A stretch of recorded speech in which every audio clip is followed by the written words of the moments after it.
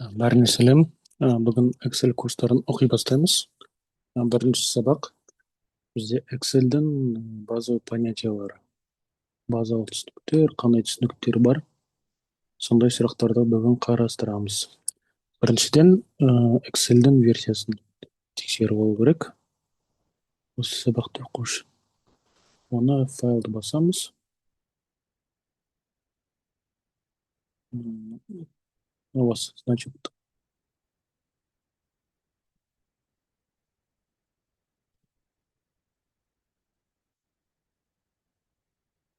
сведения.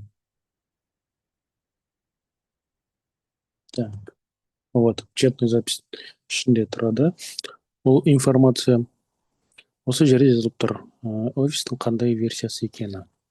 Менде 2013 версия не активированный. Осыдан аз болмау керек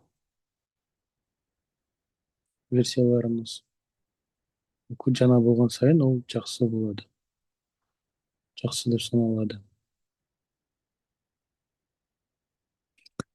Жақсы деп саналады. Неактивированный бола берсін. Разница жоқ. Ол істей береді. Жаңа версиялар шыға бастаған сайын жаңа функциялар қосыла бастады. 2019 болса нормально. 2013-пен де жұмыс істей беруге болады. Екіншіден, екінші понятие ол столбцы деген. Осы буквалармен жазылып тұрған осы область аймақ. Ол столбцы деп аталады. Мыналар строки деп аталады. Біз столбцыларды үлкейте аламыз, кішірейте аламыз.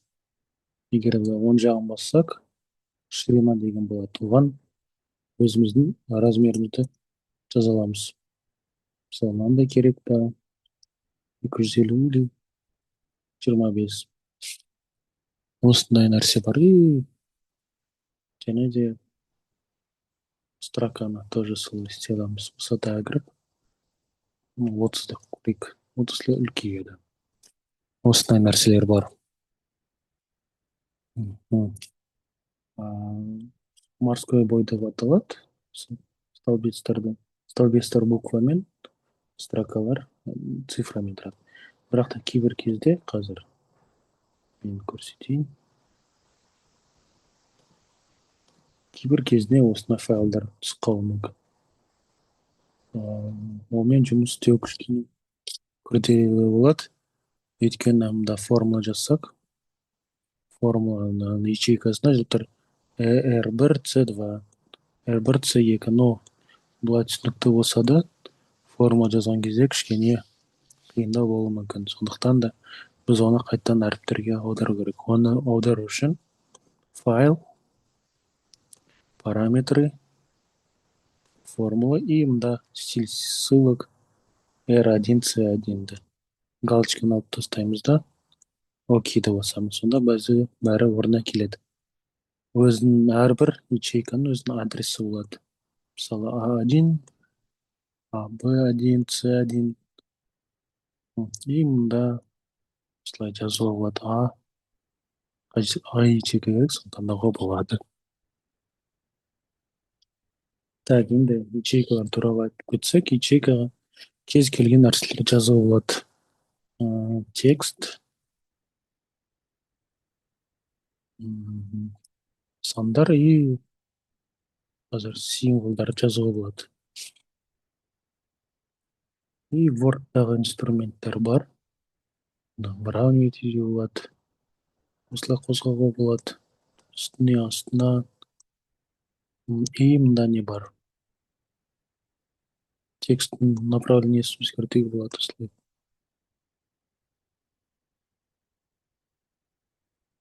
Қайтадан орнына қойайық.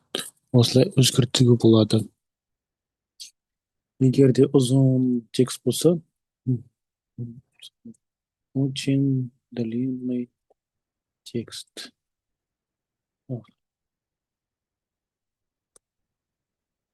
Симайт. Біз мынаны үлкейте аламыз. Столбецті. Или мынаны басамыз. Перенос текста деген бар. Астына түсе бастайды. Симағандар астына түседі. Егер де мынаны екі рет бассақ, орнына келеді. Мына границасын бассақ, тоже орнына келеді. Осындай нәрсе бар. Сосын тағы да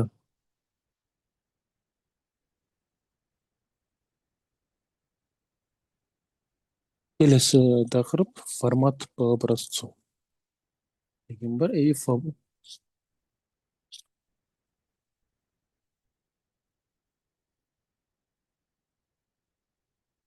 Бірінші цифрлар туралы форматтарды көрейік.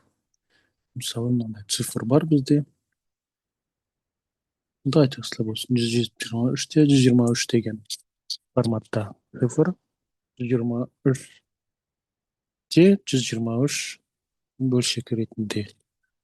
Оны біз осылай өзгерте аламыз. Мысалы осылай округлять ете аламыз. Егер де мына арада 123-те осындай болса, қазір округлять етеміз. Үлкен жаққа округлять өзі етеді. Сосын мұнда формат таңдай аламыз. Әртүрлі форматтар. Мысалы цифровой. Біз осылай мың болса мыңдықтарды бөле аламыз. Давайте мынараға жазып көрейік. Үлкен цифра и осылай. Өте күрделі цифр болсын. Осылай бөлейік. Те мынау неше знак керек после запятой алып тастайық. И осындай форматта бізде ыңғайлы түрінде болады.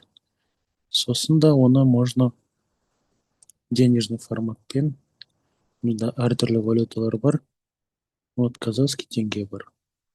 Вот тенге түрінде көрсетуге болады. Әртүрлі форматтар болады, оны ары қарай қарастырып жатамыз. Енді мысалы мына текст бізге сары керек и қызыл, жирный. Ну, давайте 16 болсын и осындай болсын. Біз біреуін sevдік, бір ячейканы. Енді келесін қалай істейміз? Келесін істеу үшін оның бәрін қайталап істеудің керегі жоқ. Осылай алып, мына кнопканы басамыз, формат по образцу. Сосын осыны басамыз. Болды. Дәл егер мынаны істегіміз келсе, мынаны басамыз да, формат по образцу басамыз да, қайтадан басамыз. Ол бірінші способ. Артқа қайтарайық. Егер еще осылай істеуге болады. Мынаны екі рет бассақ, сосын осылай баса береміз. Қай форматта керек, оның барлығын escape басқанша дейін жаза береді. Осымен бірінші сабақта осымен аяқталады. Тыңдағандарыңызға рахмет.